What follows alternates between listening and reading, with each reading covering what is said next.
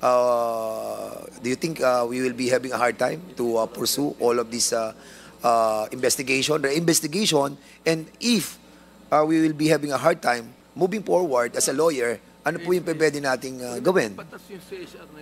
Your Honor, first off, it would take a big deal to recover or restore the trust of these people, of these victims, in the investigation and justice system in the Philippines.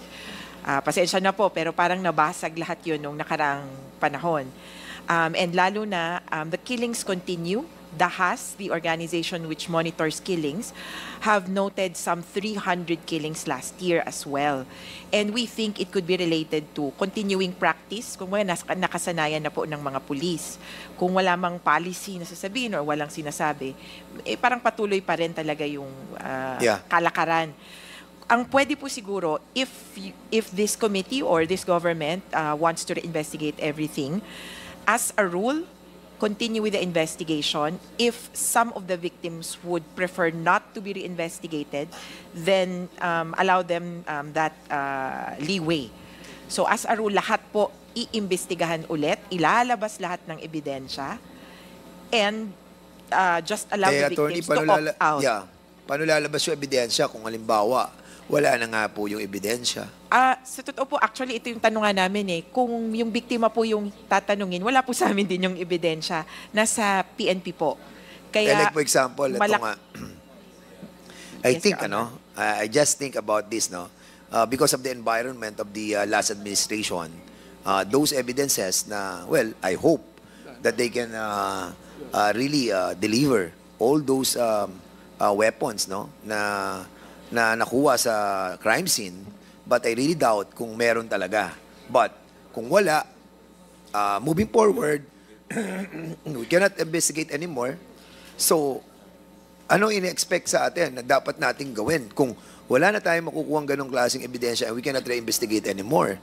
And considering that we're talking about 7,000 as manifested by the PNP during the investigation sa Committee on Human Rights, inamin nila naman na almost 7,000 yung naging namatay sa drug on war. So ngayon, war on drugs. So ngayon, ang tanong, kakaunti lang yung katulad ni Miss Marisa Hamoy. Out of the 7,000, ilan lamang po yung naging successful na napakulong po natin yung perpetrator? Ilan lamang po sa mga hawak ninyo? Si Attorney Conti and then si Mr. Joel Sarmenta. Your Honor, we reviewed 200 cases. Only 6 we could file in court.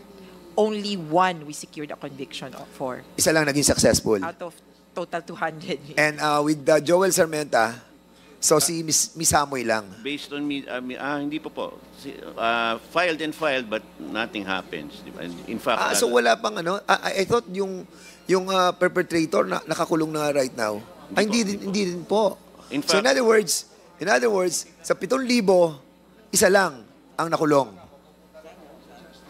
Isa lang? Your Honor, from my count, there should be at least 8 police officers detained. 8 from 3 cases. Kian, Carl, and the Bonifacio case. Bonifacio. Convictions of police officers So for halos lahat yung extrajudicial pinal dismiss. Yes, Your Honor, So unfortunately. out of the 7,000, ilan yung na-dismiss? If at all, kung may na-file. Actually, at one count in 2018, Your Honor, we were talking among ourselves, yung mga lawyers po. A handful of cases lang ang na-file namin between NUPL, FLAG, Ideals, some law groups, and even NBI and PAO. Binilang na po namin, ang bilang namin, 18 to 20 cases ang nakasampa na parang offensive, counter-offensive, kaso patungkol dun sa pagpatay. Yung iba pong kasong tinutukoy, kunyari, kaso na kinaso dun sa pinatay or nakasurvive. Do you really, sige, Mr. Joel Sarmenta. Sorry, sir. Chair, and I'd like to note, yung Bonifacio case is only this 2024, mid-2024. So it's very recent. There's also the phenomenon of the Bertes case where the guilty policeman is now incarcerated for a different shooting. And in fact, the RTC of Pasay still has to be really push to reopen that case and really start prosecuting him. I hope you guys know na hindi tayo mawala ng pag-asa, no. The reason why I'm trying to tell this is because of the reality. Na katulad na sinabi ni NBI Director na talagang pag wala na ebidensya, it's hard to reinvestigate. And having said that, 2025 na po ngayon. And ang sinasabi po ni NBI Director, years back pa. And the more na magiging much more impossible to recover all those evidences. But mahirap naman pong bitawan na yung mga pamilya ng biktima. So we have to hang on and try to move forward and try to somehow yung reinvestigation, the best effort that we can do. Siguro, Mr. Chairman, medyo nasadin ako ngayon. Hindi na sana ako magtatanong. Pero parang naisip ko, out of the 7,000, ilan ba talagang naging successful? So ngayon, parang lumalabas na isa o dalawa lamang. Talagang nakakalungkot na yan. Talagang medyo this government, the present government, must do something to give justice to those families sa biktima. Yun lamang po, Mr. Chairman.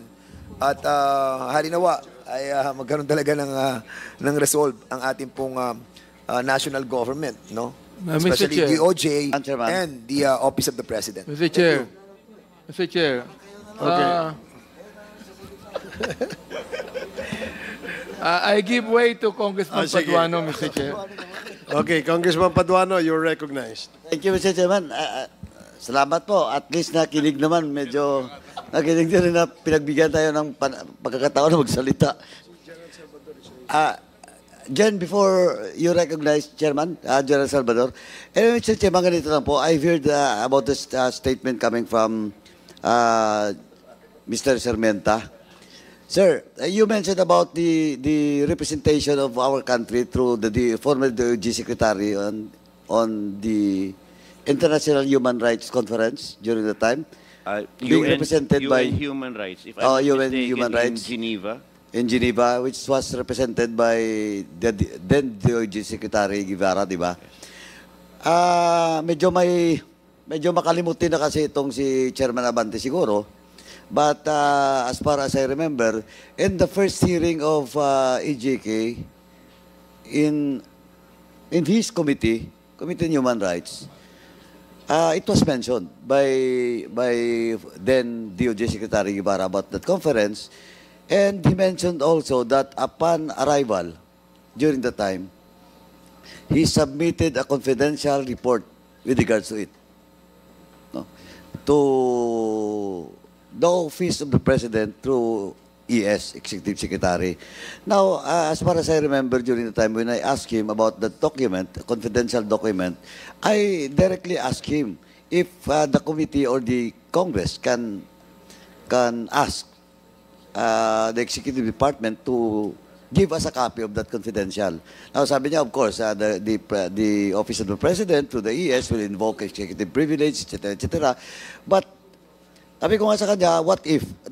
Kasi that report and those incidents in that report happens in the previous administration, and if the Office of the President through the ES will waive its right with regard to executive privilege, pwede po. Sabi niya, pwede. Kaya, Mr. Chairman, pwedeng balikan natin yung Quadcom. We once again, well, in fact, I move for it during that hearing that to the chair that we will write a letter to the Office of the President, to the ES, for us to give us the copy about that confidential report. Kasi mahalaga po yun. That's number one, Mr. Chairman.